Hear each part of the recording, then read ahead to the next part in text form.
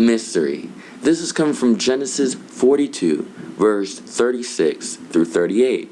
We begin in verse 36 by reading, "And Jacob their father said unto them, Me have you bereaved of my children. Joseph is not, Simeon is not, and you will take Benjamin away. All these things are against me." You know, many a times we're faced with a decision, and it's going to hurt us. We feel it's going to hurt us. You know, like when your children are getting ready to go to college, can I let go? Your wife, your husband wants some kind of divorce, or they want marriage counseling. Can I go through it? So what you have to learn is that as you go through life, God will never give you anything more than what you can handle. And we talked about this before, right? But the mystery comes in the fact of you have to discover who you are in Christ. That's what we're doing from the very time we're born to the very time we die. Okay? Because after death, there's nothing we could do. So you could choose what you want to do with your life. You could learn, or you could stay in the state in which you're in. Now, Jacob clearly knows that he's going to have to give up his son, Simeon, in order to not only get food, but to also save his family's life.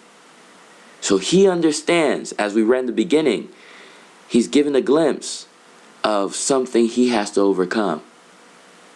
And it's his great love for his children, but also his great obedience and trust within God.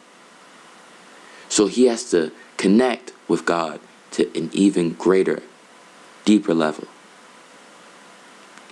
In 37 it says, "And Reuben spake unto his father, saying, Slay my two sons, if I bring him not to thee. Deliver him into my hand, and I will bring him to thee again." So what do you think Reuben is doing here? All right. Reuben remembers his sin in which he did. This story has so many levels that are intertwined in one and another.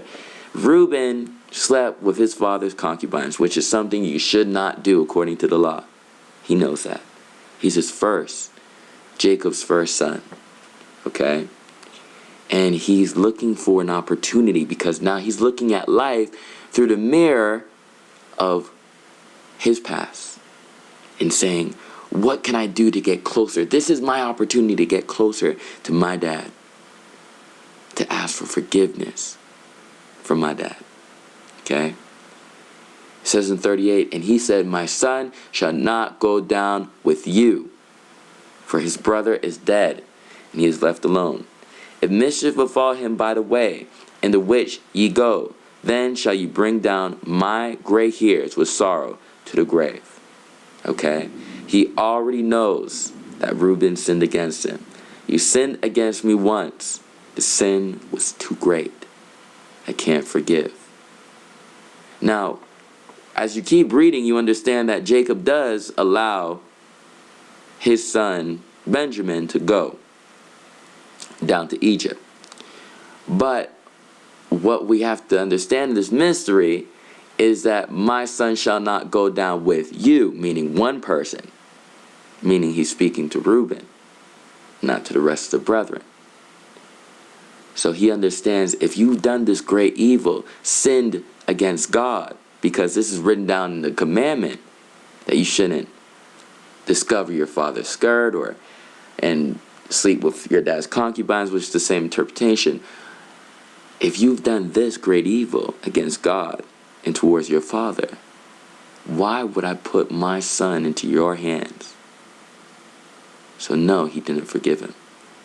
And we learn later on that judgment was given unto Reuben that wasn't very good because of his actions. What we learn through this mystery is that there's some things that could be forgiven, but some acts in which you do that cannot be. Okay? Which means to you, you've got to live a life that's perfect. You don't know what's going to hurt. You don't know what's going to cause pain. You don't know what's going to kill. All you know is if you do right, God would take care of the rest. So in this message, what would you do? Okay? And can you really handle this? Can you handle the relationship of Jacob and his son and having to give up something that you love? Or Reuben going ahead and faced with a situation where he could do better? Or Joseph, when he went ahead and he could have had revenge and killed his brethren, but instead God gave him a spirit to weep, and he was given relief so that he could judge the situation wisely. Or even in the end with his family, talking about Jacob's family, and how he overlooked the fact of, okay, my children are grown, why do they need me? But instead of him saying why, he said, how can I help? So these are all lessons that we face in our daily lives. And hopefully you learned that there is power within you to do anything in which you're going through. You have the answer within yourself in order to answer any question that you face. It's a better way to place it. So you don't need to worry about anything. Can you handle it? Yes, you can. That's why you're faced with it. Just believe in God, and He'll give you the tools to overcome. God bless.